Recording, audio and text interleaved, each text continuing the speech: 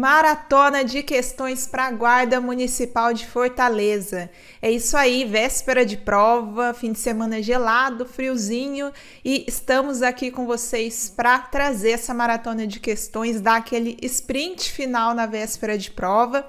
Eu sou a professora Rosiane Augusta, dou aula de legislação aqui na MGL e trouxe para vocês 20 questões da parte de conhecimentos específicos para a gente treinar questões-chave de assuntos que eu acho que tem uma grande chance de cair na sua prova.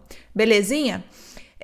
Já se inscreve, não se inscreveu ainda, já se inscreve no canal, dá aquele like aí no vídeo também, para dar uma força aqui pra gente, porque esse vídeo merece de uma maratona aí especial para vocês, merece o seu like.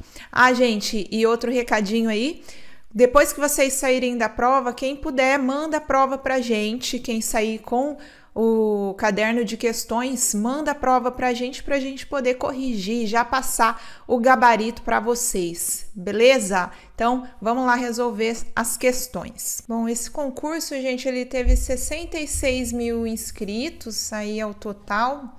Amanhã a prova começa às 2 horas, mas o portão já abre com 1 hora de antecedência. Então, cheguem aí com antecedência, preparados para fazer a prova com tranquilidade.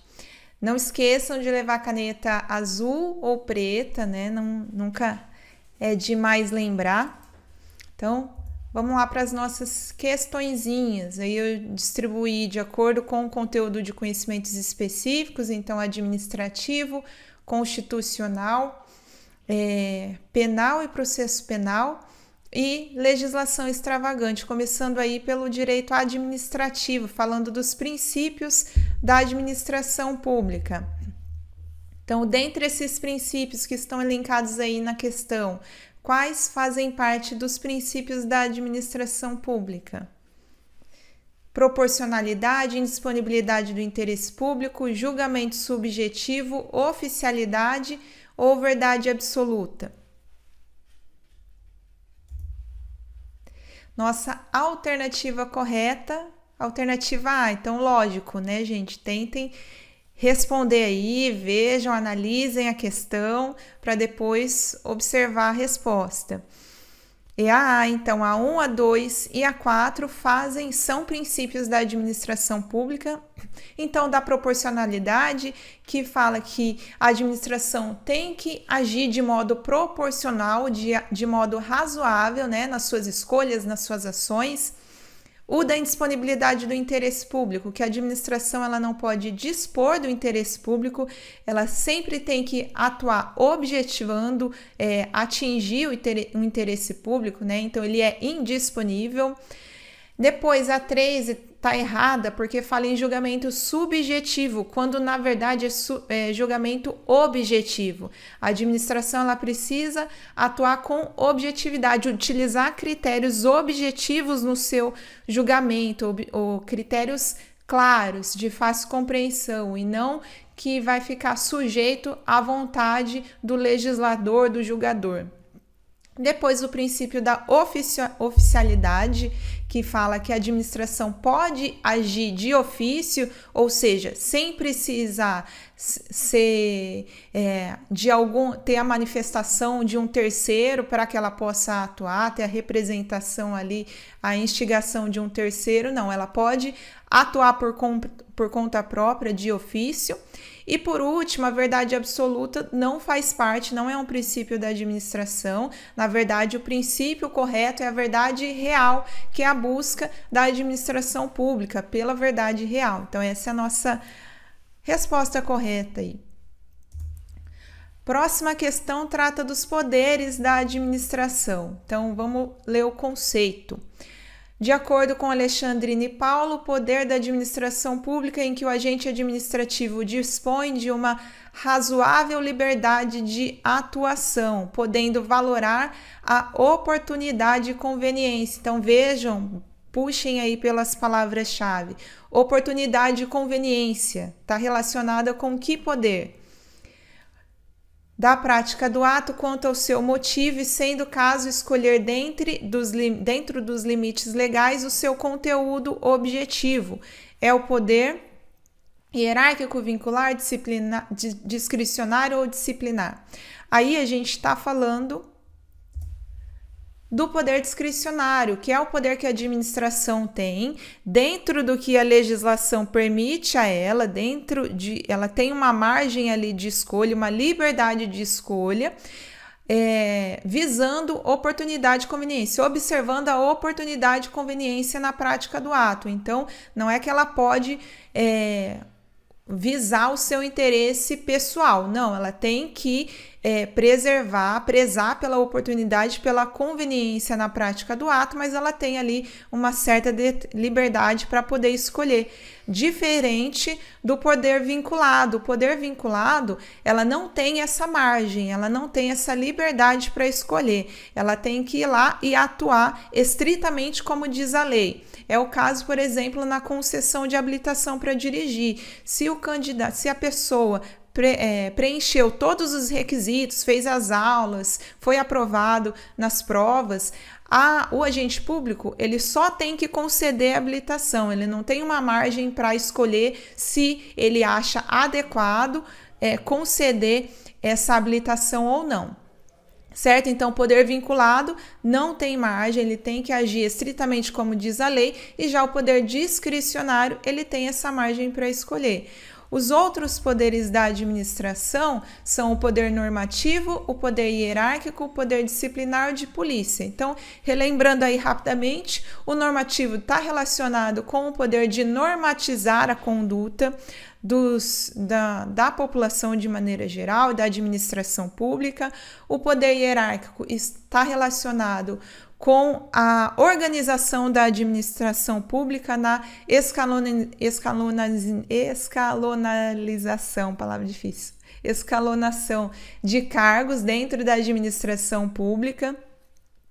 O poder disciplinar está relacionado com a disciplina, com aquelas pessoas que tenham algum vínculo com a administração pública. Então, um vínculo que pode ser pelo agente público que está ali vinculado à administração e vai estar sujeito ao poder disciplinar, ou ainda, por exemplo, a um terceiro que tem algum tipo de contrato com a administração, também vai estar sujeito a esse poder disciplinar. E o poder de polícia que o agente público tem para restringir a atuação, para restringir os direitos do indivíduo, visando o interesse coletivo.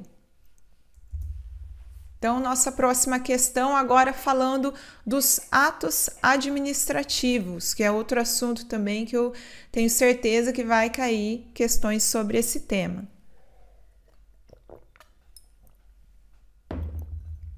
Em relação ao conceito e aos requisitos de validade do ato administrativo, é correto afirmar: o ato administrativo válido prescinde de motivo e finalidade. A ausência de motivação sempre invalida o ato administrativo. A realização material da administração pública é um ato administrativo. E D, o ato administrativo é a manifestação de vontade da administração pública. E aí, qual a nossa alternativa? Resposta correta: letra D, o ato administrativo de fato é a manifestação de vontade da administração pública. Aqui trazendo o conceito mais definido aí de ato, manifestação ou declaração da administração pública, que nesta qualidade ou de particulares no exercício de prerrogativas públicas, que tenha por fim imediato a produção de efeitos jurídicos determinados, em conformidade com o interesse público e sob regime predominante de direito público. Então, vamos ver a incorreção das demais ali. O ato administrativo válido prescinde de motivo e finalidade. O que é prescinde? Prescinde é o equivalente a não precisa. Então, não, lembra o ato administrativo, o motivo e a finalidade são requisitos do ato. Lembra do mnemônico, COFIFOMOB, né? Competência, finalidade, forma, motivo e objeto. 5 atos administrativos, 5 requisitos: competência, finalidade, forma, motivo e objeto. Então, o ato administrativo precisa sim de motivo e finalidade, são requisitos para o ato. A ausência de motivação sempre invalida o ato administrativo. Não, errada também. Por quê? A motivação, lembra o que é o motivo? O motivo é a causa para o ato existir, né? E a motivação é a documentação desse motivo, é a parte escrita da motivação, do motivo, né? É o documento escrito do motivo. Nem sempre vai ter motivação o ato administrativo. O exemplo clássico que a gente tem é para os cargos comissionados, que são cargos de livre nomeação e exoneração. Não precisa ter motivação no ato de exonerar um cargo comissionado, por ser cargos de livre nomeação e exoneração. Então, exemplo aí que a gente tem que nem sempre a ausência de motivo vai invalidar o ato administrativo. Mas é importante que se tenha, né? Quando for possível motivar, é importante que se tenha aí a motivação no ato também. E a realização material da administração pública é um ato administrativo. Não, aí a gente está falando de um fato administrativo. Então, qualquer situação, qualquer acontecimento que implique na administração pública é o que a gente chama de fato administrativo. A exemplo da realização material. Então, por exemplo, o recapeamento de uma rua seria um exemplo, não é um ato administrativo, mas sim um fato administrativo.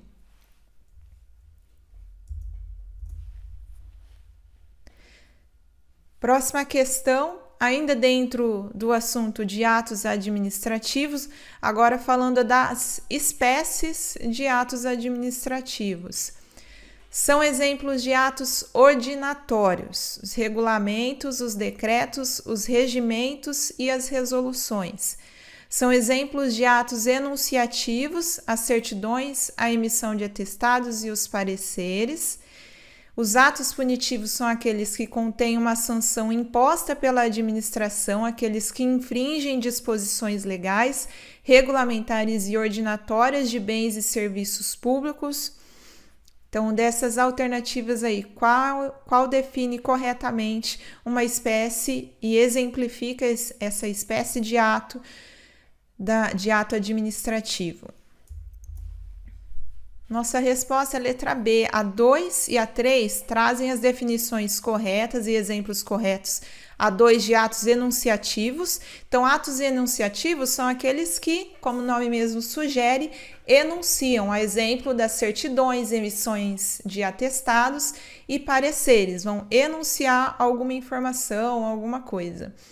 Os atos punitivos, também sugestivo o nome, fácil de lembrar, são aqueles que geram alguma punição, exemplo de multa, autuação, destruição de coisa, enfim, determinação de fechamento de um estabelecimento, outro exemplo de ato punitivo. Então, essa 3 aí também está correta. E a 1 está incorreta. Dá exemplo aí que seria atos ordinatórios, quando, na verdade, traz exemplos de atos normativos. Regulamentos, decretos, regimentos e resoluções são exemplos de atos normativos. Atos normativos, aqueles que trazem alguma norma geral. Os atos ordinatórios são aqueles que atingem unicamente agente administrativo. Ele está relacionado ali com a organização interna da administração pública. Então, não entra aí nesses exemplos trazidos na primeira afirmativa. Então, só para a gente relembrar quais são as espécies: normativo, ordinatório, negocial, aqueles que geram alguma negociação entre um particular e a administração, a exemplo de permissão, autorização, exemplo de ato negocial também. O exemplo de ato ordinatório, aqui a gente tem portaria, seria um exemplo de ato ordinatório. Seguindo aí, ainda dentro dos atos administrativos, mas agora falando de diversos pontos dos atos.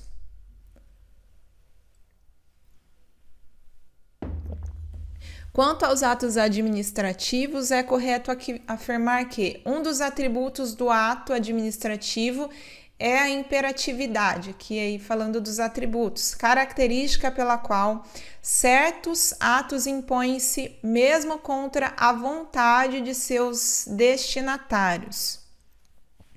B. O objeto é um dos elementos de validade do ato administrativo e corresponde às razões de fato e de direito que autorizam a prática do ato. C. Uma das espécies de ato administrativo denomina-se ordinatórios, que abrangem os atos que dependem de requerimento por parte do cidadão. E D. A anulação dos atos administrativos é cabível quando, a despeito de sua legalidade, tais atos não sejam mais de interesse público. E aí?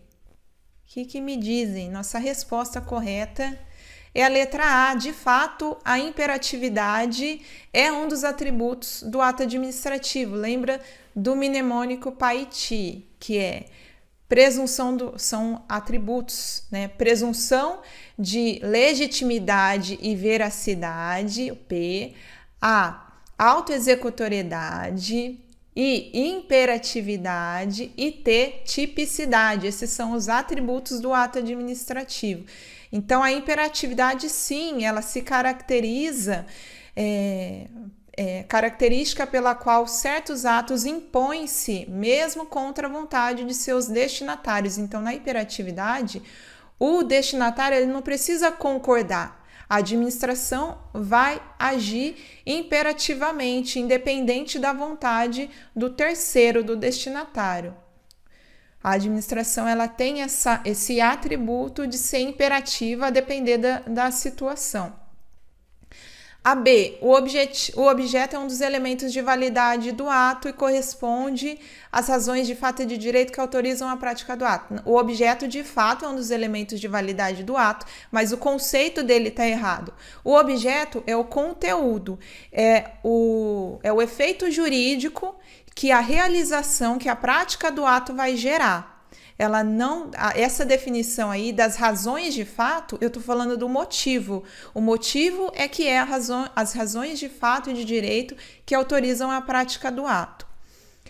E a C, uma das espécies de ato administrativo denomina-se ordinatório, certo? Até aí, né? É uma espécie de ato administrativos ordinatórios e abrangem os atos que dependem de requerimento por parte do cidadão. Não, os atos que dependem de requerimento por parte do cidadão, aqui a gente está falando dos atos negociais, quando existe uma negociação entre o cidadão e a administração pública e que o cidadão pode requerer, por exemplo, uma autorização de porte de arma, por exemplo, seria um exemplo de ato negocial, que é esse conceito aí trazido na C. Os atos ordinatórios, eles estão relacionados com a organização interna da administração pública. São os atos que são emitidos para organizar internamente a administração pública. E a D, a anulação dos atos administrativos é cabível quando, a despeito de sua legalidade, tais autos não sejam mais de interesse público. Não, esse é o conceito de revogação. Quando o ato não é mais conveniente e oportuno, eu vou revogá-lo e não anulá-lo. A anulação está diretamente relacionada com a legalidade do ato. Se o ato é ilegal, aí sim eu vou anular. Então, não é a despeito de sua legalidade, tem total relação com a legalidade. A anulação ela só vai ser feita se o ato for ilegal. Quando o ato é legal, mas não é mais de interesse da administração permanecer com a prática desse ato, a administração vai revogar, já que não mais atende ao interesse público, a administração vai revogar o ato por falta de conveniência e oportunidade. Próxima questão, agora passando já para direito constitucional. Entrando ali nos fundamentos, objetivos, princípios das relações internacionais. Então, a soberania, a cidadania e o pluralismo político são considerados fundamentos. Lembra lá? Sociediva Plu, mnemônica também, né? Soberania, cidadania, dignidade da pessoa humana, valores sociais da livre iniciativa e pluralismo político. São os fundamentos. Mas aí eu quero saber dos objetivos. Se esses elencados aí são objetivos da Constituição Federal. Construir uma sociedade livre, justa e solidária, garantir a independência nacional, erradicar a pobreza e promover a defesa da paz. E aí, quais desses se referem a objetivos da República Federativa do Brasil, previstos na Constituição Federal? Nossa correta letra C, somente o item 1, só construir uma sociedade livre, justa e solidária é que é a nossa resposta correta. Essa questão aí, o que ela fez? Ela misturou lá o artigo 3º e o artigo 4º, né? Então, misturou os objetivos que são trazidos lá no artigo 3º da Constituição com o artigo 4º, que traz os princípios que regem as relações internacionais. Então, aqui, outras mnemônicas aí pra gente gravar. Quem ainda não sabe, anota aí agora, aproveita. Do artigo 4º, para você gravar os objetivos, só as iniciais aqui, né, dos incisos. CONGA-ER-PRO. Então, construir uma sociedade livre, justa e solidária, garantir o desenvolvimento nacional, e não o que afirmava na alternativa lá, né, falava em garantir a independência nacional. Independência nacional está dentro das relações internacionais, dos princípios que regem as relações internacionais aqui. Então, garantir o desenvolvimento nacional, erradicar a pobreza, ok, é um dos objetivos, e a marginalização e reduzir as desigualdades sociais e regionais. Mas a defesa da paz, né, falava erradicar a pobreza e promover a defesa da paz. A defesa da paz está relacionada, está lá elencada nos princípios das relações internacionais no artigo 4º. Depois, promover o bem de todos sem preconceitos de origem, raça, sexo, cor, idade e quaisquer outras formas de discriminação. Então, CONGA-ER-PRO é o nosso mnemônico aí para decorar o artigo 3. O artigo 4º, a gente tem a frase aí, conde preso não reina, coopera igual. Então, conde, aqui, concessão de asilo político, defesa da paz, preso, prevalência dos direitos humanos, solução pacífica dos conflitos, depois não intervenção, repúdio ao terrorismo e ao racismo, depois o I de... Aí aqui não tem, né? Repúdio ao terrorismo e ao racismo, cooperação entre os povos para o progresso da humanidade e igualdade entre os estados. Aqui o A de autodeterminação dos povos, né? Esse A aqui do reina é de autodeterminação dos povos. Então, a nossa mnemônica aí às vezes ajuda, né? Às vezes mais confunde que ajuda, mas esse daqui me ajudou a gravar e a lembrar e a diferenciar e o que está lá no artigo 3º do que está lá no artigo 4º. Esse artigo, às vezes, só gravando o artigo 3º, você já por eliminação já sabe o que não já sabe diferenciar um de outro, né? Já consegue diferenciar um de outro. Então, próxima questão aí. Agora, indo lá para o artigo 5º, com certeza vai ter uma questão aí do artigo 5º, sempre muito cobrada em prova, né? Trouxe esse conceito aí que traz a Constituição, falando do domicílio. A casa é do indivíduo, ninguém nela podendo penetrar sem consentimento do morador, salvo em caso de ou para prestar socorro ou durante o dia, com base na Constituição Federal, assinale a alternativa que preenche corretamente as lacunas. E aí, aqui, então veja que essa parte da Constituição, ainda mais para concursos de nível médio, vai cobrar a literalidade da lei, exatamente a palavra que foi utilizada lá no artigo 5º. Então, por isso que muitas vezes é decorar mesmo, não tem muito como escapar disso. É decorar, esse artigo 5º aí tem que estar decorado já na sua mente. Nossa resposta correta é a letra D. A casa é asilo inviolável do indivíduo, ninguém nela podendo penetrar sem consentimento do morador, salvo em caso de flagrante delito ou desastre, ou ainda para prestar socorro, ou durante o dia, por determinação judicial. Então, essa é a nossa redação aí, não esqueçam desse conceito. Próxima questãozinha, eu trouxe do artigo 144, que fala da segurança pública. Também eu acho que é um artigo cobrado, que está dentro da área de atuação de vocês, né? Então, acredito que pode vir cobrando esse artigo 144, alguma questão aí sobre esse artigo. Acerca da segurança pública, analisa as afirmativas a seguir. As polícias militares cabem à polícia ostensiva e à preservação da ordem pública. Aos corpos de bombeiros militares, além das atribuições definidas em lei, incumbe a execução de atividades de defesa civil. E a terceira, as polícias civis, também denominadas de polícias judiciárias, podendo ser da União, dos Estados ou do Distrito Federal. E aí? Resposta correta, letra C. A 1 e a 2, de fato, estão corretas. As polícias militares são incumbidas de realizar o policiamento ostensivo e a preservação da ordem pública.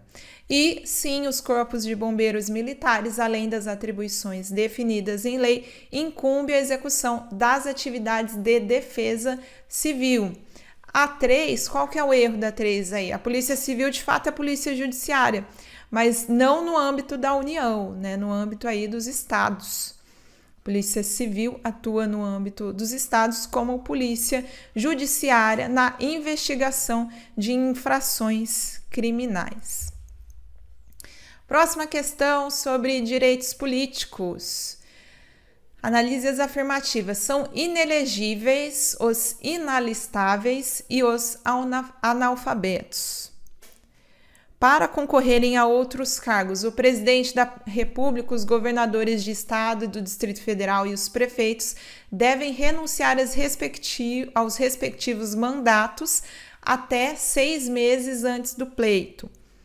E para se candidatar ao cargo de vereador, a idade mínima é de 18 anos. E aí? Qual a nossa resposta correta sobre direitos políticos? Então, eu tentei buscar questões para passar por diversos itens do edital, né? Procurando abranger o maior conteúdo possível. Nossa resposta correta é a letra D. Todos os itens estão de fato corretos. São inelegíveis os inalistáveis e os analfabetos. Lembrando que os analfabetos podem votar, então toma cuidado com isso, mas eles são inelegíveis, eles não podem se eleger. Para concorrer a outros cargos, de fato, presidente, governador, prefeitos devem renunciar ao mandato até 6 meses antes do pleito. E para se candidatar a vereador, basta a idade mínima de 18 anos. Vamos relembrar? Para vereador, 18 anos. Para prefeito, vice-prefeito, juiz de paz, deputados estaduais e federais, 21 anos. Para governador, vice-governador, 30 anos. E para presidente, vice-presidente e senador, 35 anos, certo? Então, passando aí pelos direitos políticos. Próxima questão. Entrando aí na parte de direitos humanos.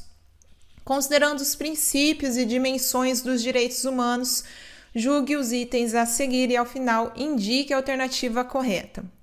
O direito à educação é um direito de segunda dimensão ou geração, né? Hoje se utiliza mais o termo dimensão, né?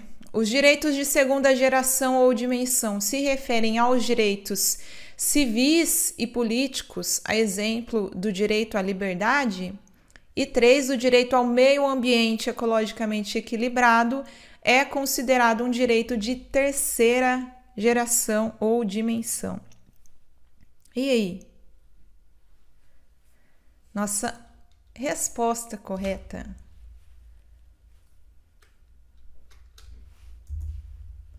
Letra B. A primeira, o direito à educação, de fato, é um direito de segunda dimensão ou geração. Lembra, os direitos de segunda dimensão são aqueles relacionados aos direitos sociais. A educação, direitos sociais, econômicos e culturais. Então, educação, lazer, moradia, transporte, emprego, todos esses estão relacionados aos direitos de segunda geração ou segunda dimensão. Os direitos de segunda geração ou dimensão se referem aos direitos civis e políticos. Não, os direitos civis e políticos relacionados ao conceito de liberdade, de propriedade, são direitos de primeira geração. São os primeiros direitos, os primeiros debates sobre direitos humanos surgiram ali com os direitos civis e políticos. Então, direitos de primeira geração. E, por fim, os direitos de terceira geração estão relacionados aos direitos coletivos, dentre eles o direito ao meio ambiente ecologicamente equilibrado. Então, direitos de terceira dimensão, direitos coletivos. Direito ao consumidor também está relacionado com o direito de terceira dimensão. Direito de segunda dimensão, direitos sociais, e direito de primeira dimensão, direitos civis e políticos.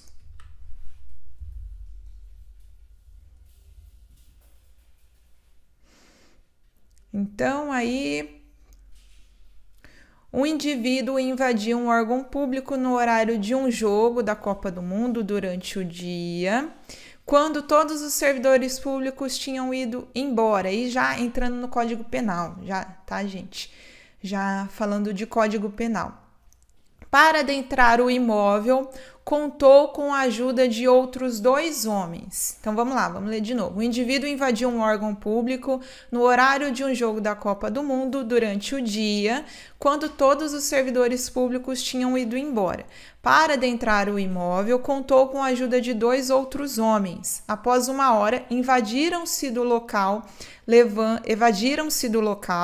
levando computadores e impressoras. Com o auxílio das câmeras de segurança, a Guarda Municipal conseguiu identificar os infratores. Nos termos do Código Penal, a subtração de coisa alheia, no caso apresentado, sujeita-se à pena de reclusão de 2 a 8 anos em função de... Aí a gente está falando, então, do furto qualificado, certo?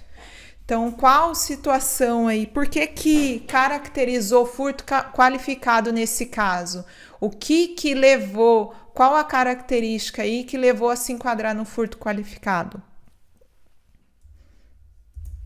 Nossa resposta, letra C, ser praticado em concurso de pessoas. Não se enquadra como furto qualificado em órgão público indiferente. A B, né, ser prática de feriado. Primeiro que não era feriado, né, era jogo de Copa do Mundo, então nem se enquadraria aí, né, mas não. Praticar o crime em feriado não qualifica o furto. E os bens subtraídos serem computadores também não. Tá lá no artigo 155, furto qualificado.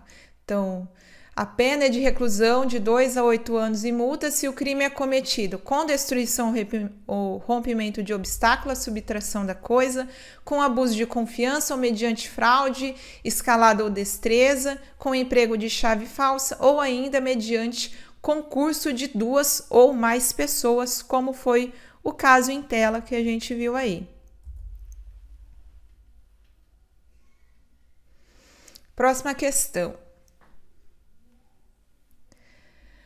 Assinale a alternativa que corresponda corretamente ao crime de peculato de acordo com o Código Penal.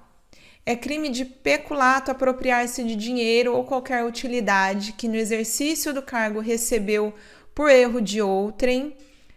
Vamos já analisar essa questão aqui e vendo qual o crime que se enquadra aí com cada alternativa. Aqui essa primeira, crime de peculato, apropriar-se de dinheiro ou qualquer utilidade que no exercício do cargo recebeu por erro de outrem. Então, aqui é peculato cometido por erro de outrens, né? Já está falando aqui na alternativa A. Não é o crime de peculato em si. É crime de peculato inserir ou facilitar funcionário autorizado a inserção de dados falsos, alterar ou excluir indevidamente dados corretos nos sistemas informatizados ou bancos de dados da administração pública ou com o fim de obter vantagem devida para si ou para outrem ou para causar dano. Não, lembra que o furto está relacionado, o peculato é o furto do agente público, né? Então aqui está falando de inserir dados falsos, tem nada a ver com esse conceito, né? Com o conceito de peculato.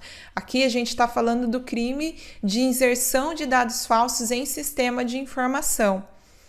C. É crime de peculato modificar ou alterar o funcionário, sistema de informação. Veja, a redação não tem nada a ver com o conceito de peculato. Se você colocar na mente que o conceito de peculato está relacionado com o furto do agente público, você vai conseguir ler a redação e identificar já de cara que não se trata de peculato, né?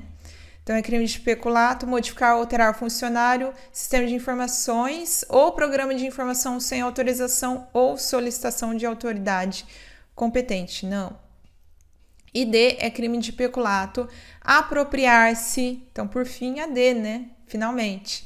Apropriar-se o funcionário público de dinheiro, valor ou qualquer outro bem imóvel, público ou particular, então pode ser particular também, de que tenha posse em razão do cargo. Então, ele tem que ter tido a posse daquele bem, daquele valor, em razão do cargo, ou desviá-lo ainda em proveito próprio ou ainda em proveito alheio. Esse é o conceito de peculato. Próxima questão. Horácio, após uma violenta discussão com o Geraldo, seu vizinho, com quem vinha se desentendendo há muito tempo, desfere contra ele diversas facadas com intenção de matá-lo e o deixa gravemente ferido. Ocorre que outros moradores do condomínio testemunharam a ação e acionaram rapidamente o socorro. Contudo, a ambulância que fazia o transporte de Geraldo a caminho do hospital colidiu com um caminhão-tanque de combustível que explodiu no local, matando a todos os ocupantes da ambulância. Então, veja lá, né? O Horácio, ele praticou uma violência, ele tinha a intenção de matar Geraldo e com isso ele desferiu diversas facadas, deixou lá o Geraldo para morrer e outros moradores que viram a situação socorreram o Geraldo e o colocaram na ambulância, né? O levaram para emergência. No entanto, antes de chegar na emergência, a ambulância no acidente aí, né, colidiu com o caminhão e morreu todo mundo. Essa é a situação. Diante de tal situação, Horácio poderá ser responsabilizado pelo que crime? Né? Geraldo, por fim, acabou morrendo, mas e aí? O Horácio vai ser responsabilizado por homicídio nesse caso? Resposta letra C, homicídio tentado com relação a Geraldo. Porque lembra que o Código Penal brasileiro, ele pune principalmente a intenção. E qual que era a intenção do Horácio aqui? A intenção era matar, mas ele não matou efetivamente ali. A causa da morte não foi a facada do Horácio, e sim o acidente que foi causado pela ambulância. Então, vamos relembrar lá o que diz Código Penal. Então, o resultado de que depende a existência do crime somente é imputável a quem lhe deu causa. Nesse caso, o Horácio, a gente não pode dizer que a morte do Geraldo teve relação direta com a facada do Horácio, né? Porque não foi a facada que causou a morte, e sim o acidente, a ambulância ali. Considera-se causa ação ou omissão sem a qual o resultado não teria ocorrido. Superveniência de causa independente. Aí entra lá no parágrafo 1º a situação que uma superveniência, uma situação posterior veio a causar a morte da vítima ali, né? A superveniência de causa relativamente independente exclui a imputação quando, por si só, produziu o resultado. Então, quando vem uma causa posterior, uma causa superveniente, que essa ação, esse acontecimento posterior, por si só, causou o resultado, exclui a imputação do crime, nesse caso. Os fatos anteriores, então, ou seja, nesse caso aqui, a facada com a intenção de matar, imputa-se a quem os praticou. Então, o Horácio ele vai responder ainda por homicídio, mas na sua forma tentada, que foi o que ele tentou fazer, mas não conseguiu, ele não foi a facada que matou efetivamente o Geraldo. Beleza? Então, vamos lá. Agora, passando aí para processo penal, falando de inquérito policial.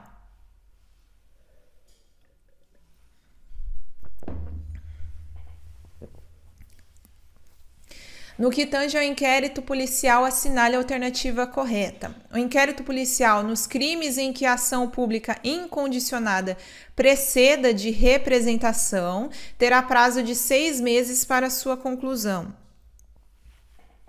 Então, já vamos indo fazendo essa análise aí. Tentem responder, coloca uma pausa aí, dá tempo, tenta responder. Já vamos fazer análise de alternativa por alternativa. Aí, essa primeira alternativa, ele está misturando alguns conceitos. O prazo decadencial que o ofendido tem para representar nos casos de ação pública condicionada à representação, que é de 6 meses, com o prazo do inquérito policial. O prazo do inquérito policial, relembrando, 10 dias, quando o acusado estiver preso, e 30 dias se ele estiver solto. Esse é o prazo do inquérito policial. Esses 6 meses tem a ver com o prazo decadencial para entrar com a ação quando for crimes de ação pública condicionada. Nos crimes de ação pública incondicionada, B aí então, a autoridade policial somente poderá proceder ao inquérito mediante requerimento de quem tenha capacidade postulatória para intentá-la. Nos crimes de ação pública incondicionada, então lembra o conceito de incondicionada? O Estado ele tem que apurar aquele crime, independente da vontade do ofendido, independente da representação do ofendido, do requerimento, independente de qualquer coisa, a autoridade policial teve conhecimento de um crime de ação pública incondicionada, ele tem que apurar. Então, aí fala que precede, né, que precisa ter o requerimento da parte. Não precisa. Não é só nesse caso que o inquérito ele vai acontecer. Quando se tratar de ação pública incondicionada, a autoridade policial pode apurar. C. Quando qualquer pessoa do povo que tiver conhecimento da existência de infração penal em que caiba ação pública poderá, verbalmente ou por escrito, comunicá-la à autoridade policial e esta, verificada a procedência das informações, mandará instaurar inquérito. E aí? O que está errado aí? Tem alguma... Tenta buscar o que pode estar errado nessa C. Vamos para a próxima. Vamos ler. Deixa a C em stand-by aí. Vamos ver a D. Logo que tiver conhecimento da prática da infração penal, a autoridade policial deverá colher as provas no local e proceder ela mesma com a perícia.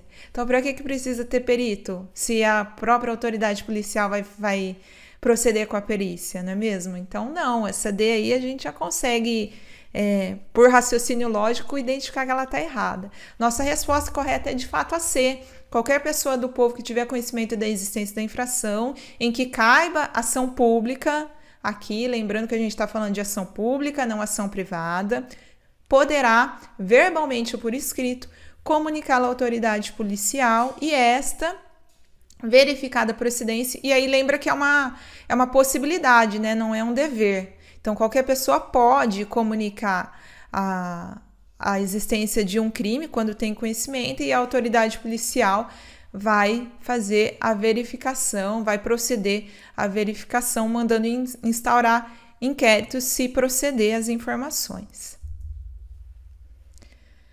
Ainda falando de processo penal, no capítulo que fala sobre prisões, vamos analisar as afirmativas aí. Referente ao Código de Processo Penal, assinale a alternativa correta. A prisão especial consiste exclusivamente, ó, exclusivamente que dá medo aí, né? Exclusivamente, unicamente, nessas palavras restritivas aí que a gente já fica, vixe, acho que é errada. A prisão especial consiste exclusivamente no recolhimento em local distinto da prisão comum. Deixa em stand-by, vamos ver as demais aí. As prisões serão realizadas em dias úteis, das 6 às 22 horas, respeitada as restrições relativas à inviolabilidade do domicílio. Então, aí, as prisões podem ser realizadas das 6 às 22 apenas. Então, se está acontecendo lá um crime, eu não vou ter que esperar das 6 da manhã para poder prender. A C, se a infração for inafiançável, a falta de exibição do mandado obstará a prisão. E D, as medidas cautelares serão decretadas pelo juiz de ofício ou a requerimento das partes. Resposta correta é a letra A. De fato, a prisão especial consiste exclusivamente, e tem essa palavra no Código Penal, então veja que essas palavras restritivas 95% das vezes torna a afirmativa errada, mas é 95%, é aquele 5% ali que a questão pode estar certa, e é o caso aí. A prisão especial consiste exclusivamente no recolhimento em local distinto da prisão comum. Beleza? Certinho. O erro da B, de fato, é em restringir o horário de realização da prisão. A prisão ela pode acontecer em qualquer dia, qualquer horário. Se a infração for inafiançável, a falta de exibição do mandado não obstará a prisão. Faltou o não aí. Não obstará a prisão quando se tratar de infração inafiançável. E D, as medidas cautelares serão decretadas pelo juiz. De ofício, não de ofício. A requerimento das partes, a requerimento do Ministério Público ou ainda por representação da autoridade policial no curso da investigação criminal, mas não de ofício pelo juiz. Próxima. Aí entrando agora na legislação extravagante, falando do ECA, Estatuto da Criança e do Adolescente. Então, com a promulgação do ECA, crianças e adolescentes passaram a ser consideradas pessoas, pois anteriormente as crianças e adolescentes não eram vistas como pessoas, nem culturalmente, nem pelo próprio ordenamento jurídico. De acordo com o ECA, considera-se. Então, aí tá pedindo para... Eu acho que vai cair uma questão do ECA, e eu trouxe aí para relembrar o que é considerado criança, o que é considerado adolescente. Nossa resposta correta, letra A. Criança é a pessoa até 12 anos de idade incompletos. E a partir dos 12 anos, e aquela que tiver entre 12 e 18 anos de idade, é considerada adolescente. Então, criança até 12 anos de idade incompletos e adolescente entre 12 e 18 anos. Próxima questãozinha aí do Código de Trânsito Brasileiro, também outra legislação que eu acho que vai cair alguma questãozinha sobre o CTB. E eu trouxe essa questão também porque ela questiona o tipo de infração, se é leve, se é grave, se é gravíssima. E eu já vi mais algumas questões da IDECAM cobrando o tipo de infração. Então, achei importante aí para relembrar vocês trazer essa questão. Então, analise as afirmativas a seguir. Deixar o condutor envolvido em acidente com vítima de prestar ou providenciar socorro à vítima, podendo fazê-lo. Então, ele tem condição de prestar o socorro, mas não o faz. Qual infração ele está? Qual é a gravidade da infração? Deixar o condutor de prestar socorro à vítima de acidente de trânsito quando solicitado pela autoridade e seus agentes. E aí? Resposta correta, letra B. Afirmativa 1 é uma infração gravíssima. Então, tenta analisar, às vezes, quando você não souber, né, qual que é a gravidade, qual que é a infração, né, pela gravidade em si mesmo, pelo quanto você acha grave aquela prática. Então, deixar o condutor envolvido em acidente com vítima. Então, o acidente teve vítima, teve alguém ali que sofreu alguma lesão, enfim. E essa pessoa, ela pode prestar socorro e deixou de fazê-lo. Inclusive, é crime, né? Mas aí a gente está falando de infração prevista no CTB. Então, é uma infração gravíssima essa situação, né?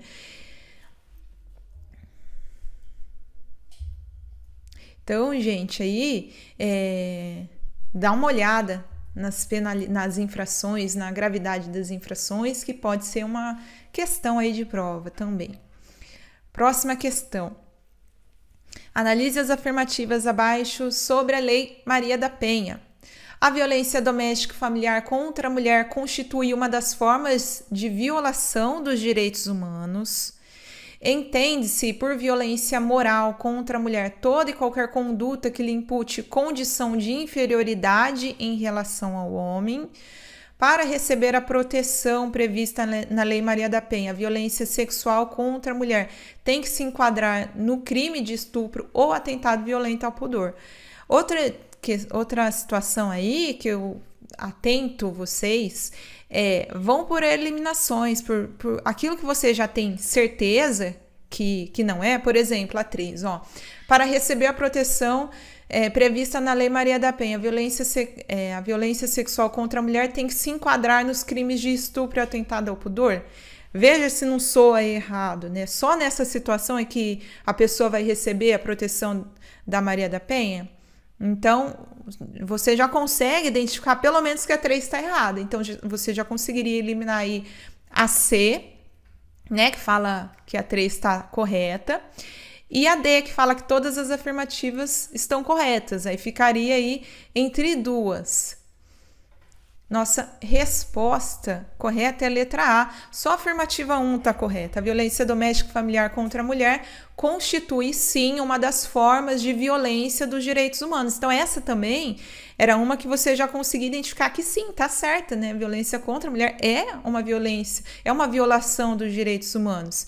Então, também, você já conseguiria eliminar a que não contivesse a alternativa 1 como correta.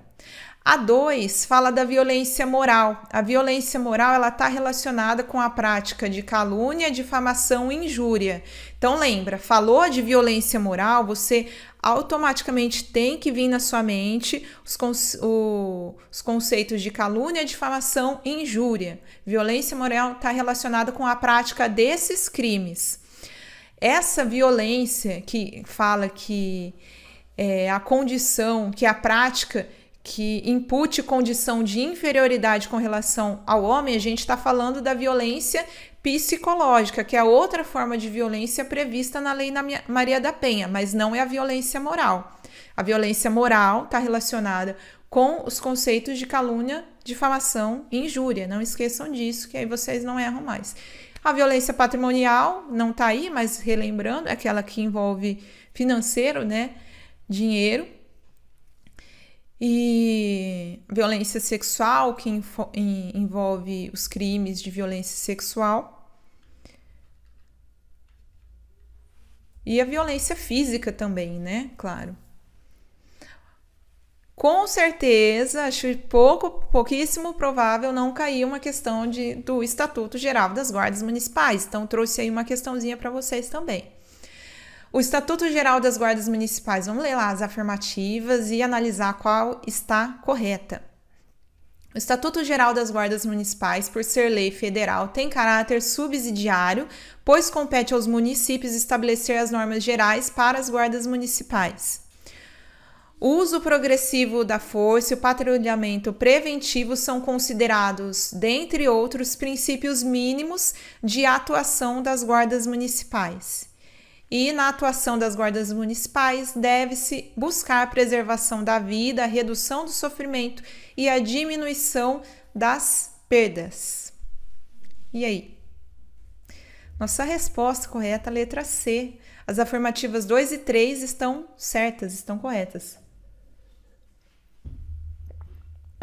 A 1 está errada, porque trouxe até aqui um trecho da legislação para vocês. Está lá no artigo 1, essa lei institui normas gerais para as guardas municipais. Então, essa lei 13.022, essa lei federal, é ela que vai instituir as normas gerais para as guardas municipais e não os municípios, como afirma aí essa primeira afirmativa. Os demais, a segunda que fala dos princípios mínimos da atuação da GCM, né, da Guarda Municipal, são proteção dos direitos humanos fundamentais, do exercício da cidadania e das liberdades públicas, preservação da vida, redução do sofrimento e diminuição das perdas, patrulhamento preventivo, compromisso com a evolução social da comunidade e, sim, uso progressivo da força. Então, não se esqueça. Próxima questão, agora trazendo sobre a lei de drogas. João Marley, maior de idade, cultivava em sua residência para o seu consumo pessoal plantas das quais somente conseguia extrair pequena quantidade de maconha. Ele, diante da ínfima quantidade, sequer comercializava ou compartilhava a droga, consumindo-a sozinho. Nesse caso, João Marley poderá estar criminalmente sujeito a pena de advertência sobre os efeitos da droga, pena de internação compulsória, prisão simples e multa ou pena de reclusão. Então, lembra aí, gente, que o consumo, portar droga para consumo pessoal continua sendo crime, mas não é mais crime que tem como pena privação de liberdade, reclusão ou detenção. Nossa resposta correta, ele vai estar sujeito, dentre outras, a pena de advertência sobre os efeitos da droga. Está lá no artigo 28 da Lei de Drogas. Quem adquirir, guardar, tiver em depósito, transportar ou trouxer. Então, vejam aí, né? Adquirir, guardar, transportar ou trouxer consigo para consumo pessoal. Tem que estar escrito ali que é para consumo pessoal. Drogas sem autorização ou em desacordo com determinação legal ou regulamentar será submetido às penas de advertência sobre os efeitos de droga, prestação de serviços à comunidade e medida educativa de comparecimento a programa ou curso educativo. Então, são essas penalidades que ele vai estar sujeito aí quando comete essa infração. Chegamos ao fim de mais uma maratona. Espero que tenha sido claro para vocês, espero que tenha ajudado. Desejo boa sorte na prova de amanhã, vão com fé, tenho certeza que vocês fizeram o melhor, se prepararam e com isso, com tranquilidade, vão conseguir ter um bom desempenho na prova. Gente, então fico por aqui, mais uma vez, boa sorte amanhã, depois nos contem aí como que foi essa prova. Até mais e um bom restinho de sábado para vocês.